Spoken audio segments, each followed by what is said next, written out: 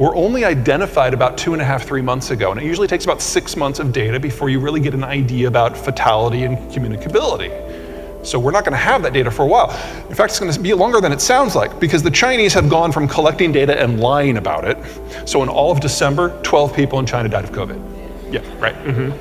It's like the last day they collected data, only 6,000 people out of 1.5 billion caught the thing.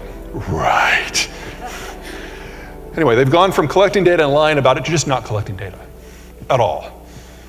Because what we're seeing is a breakdown of decision making. Remember, one-man government, dictatorship. All policies start and end with the chairman. And if there's no direct guidance from him, you either run on cult of personality decision making, you do what you think he wants, and that's how they start going out and disinfecting airport runways. Or you do nothing. So we may never know how many people die here. The lowest realistic estimate I've seen is 1.5 million. But that assumes that the healthcare system doesn't break down. And we know that their fever clinics, which are their traditional first line of defense, have mostly closed because they can't find staff that don't have COVID. We don't know. And it's not going to stay limited to health. Here in the United States, we've got a diversified democratic system. We've got local government and state government and federal government. We have academia and business and civic organizations. And if one stumbles, the whole system doesn't fall apart because the others are still there, giving legitimacy and decision-making power overall. And so if some idiot glues their hand to a painting, or a bunch of housewives when curlers start screaming, "Let's go Brandon" at a food mall, our civilization doesn't end. But everything in China is one guy. And within 4 days of those protests over Thanksgiving, people weren't just protesting COVID lockdowns, they were protesting Xi's personal skill set. We've had a crack, and we don't know where that's going to go. But it's rarely good. And then let's talk about tech a little bit. There's this weird belief in the United States in particular that China and the United States are technological peers. No. We make the high end. China makes the low end, but it's not as good as it sounds, because they can't make the high end, they can't make the mid quality, they can make the low quality, but they can only make the low quality with imported equipment, imported tools, imported software, and imported labor to do the quality checks. Well, back in December, the Biden administration put in a series of executive orders that said you can no longer buy the equipment or the tools or the software, and any American working in that sector now has to choose between their job and their citizenship. That was the bulk of the workers. Within 24 hours, every American in the sector was either transferred abroad or quit. It's over. It's already over. And anything that comes from semiconductors is over as well. That's AI, that's hypersonics, that's the Great Firewall, that's automation. It's all already over.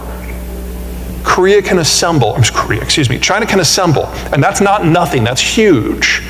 But a technological peer, it is not. They have spent the last 25 years, over $2 trillion US, and a bottomless amount of intellectual property theft to try to move beyond where they are right now. And they can't, because that takes a degree of cross-brain work that they don't train for, that you can't just teach, it's part of your culture. All right, let's talk finance. This is net worth in the United States by age bracket, 10-year age bracket. Now, as you get older, you get better at your job, you get raises, you start businesses, maybe you run a farm, you just get richer. But the real magic happens at age 50, because that's when your single largest expense, your last kid, leaves home and is someone else's problem. A lot of people just turned 50, huh? All right. And then with that extra money, you pay down your second biggest expense, which is typically your mortgage. And by 55, on average, that's paid down to zero. So that last decade, 55 to 64, the last decade that you're working is the wealthiest you will ever be. And the capital that you generate in that decade of your life is what drives the entire global system. It is literally where the money is. That is 70% of global private capital. Now you turn 65 and that changes.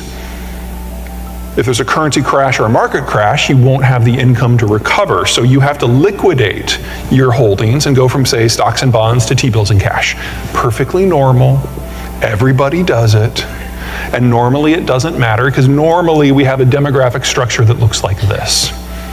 It's a standard pyramid. Children on the bottom, young adults, mature adults, retirees at the top, men on one side, women on the other. This is Nigeria, nearly pre-industrial. And normally, when you turn 65 in a system like this, it doesn't matter, because there's more people 64 below and 63 below that. And the proportion has more or less held in this shape for the entirety of human history. Until 1945. Because that's when the Americans changed the way the world worked. At the end of the war, we found ourselves facing down Stalin and the Red Army. We're like, oh, we're gonna need some help with this one. And so we did the most reliable thing we could to build up an alliance. We bought it. We created globalization. We used our Navy to patrol the global ocean so that anyone could go anywhere at any time and interface in any market with any partner. And that changed the way national economics worked. Pre-1945, if you had food, oil, coal, and iron ore, you could industrialize and develop and expand.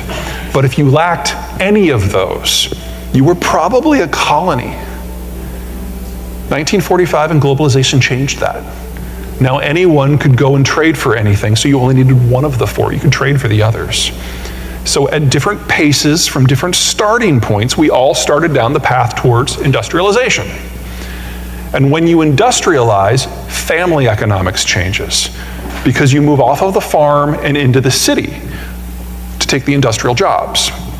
On the farm, kids are free labor. You have as many as you can, because free is great.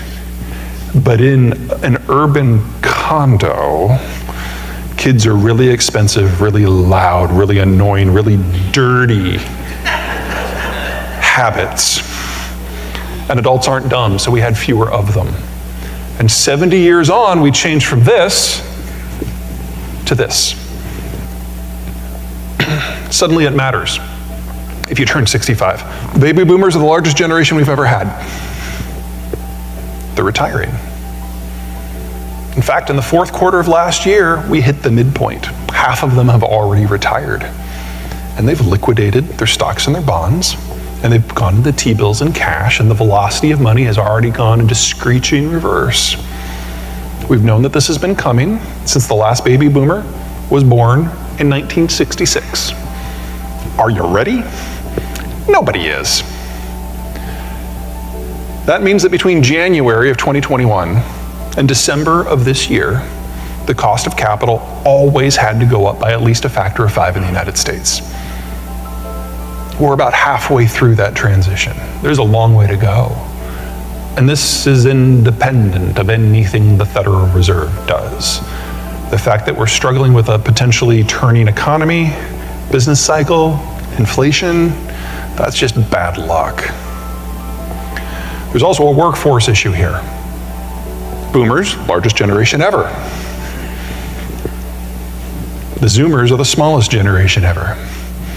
Last calendar year, the difference between the exiting boomers and the entering Zoomers was 400,000 worker shortage. That figure will increase each and every year until 2034, when it will peak at 900,000. How do I know this? All the Zoomers are already here. We already know the precise inflow into the workforce for the next 20 years. Is that bad? Yeah, but it is so much worse everywhere else. Now, those blue arrows in the US one, those are pointing towards the millennials, and they are the people who will save us all. Literally just threw up in my mouth a little bit.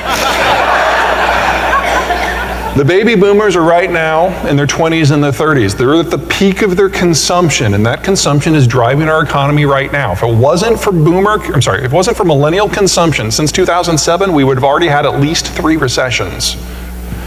In addition, in 10 years, the oldest millennials will be in their 50s.